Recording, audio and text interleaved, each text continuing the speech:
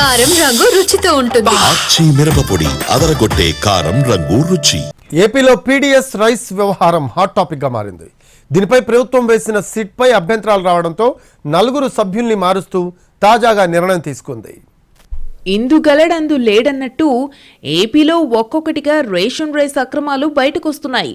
Kakinada port నుంచి మొదలైన ఈ కేసు ఎన్ని మలుపులు తిరిగి ఎలా ముగుస్తుందన్నది ఇప్పుడు ఆసక్తికరంగా మారింది. అలాగే దీనిపై పొలిటికల్ పంచ్లు కూడా పేలుతున్నాయి. ఈ కేసులో నిజానిజాలు బయటకు తీసేందుకు సిఐడి ఐజీ వినీత్ బ్రిజిలాల్ నేతృత్వంలో సెట్ను ఏర్పాటు చేసింది.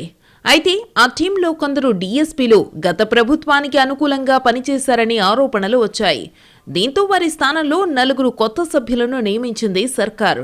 పీడీఎస్ రైస్ అక్రమ రవాణాలో కాకినాడతో సహా నమోదైన 13 కేసులపై దర్యాప్తు జరపనుంది స్పెషల్ టీం.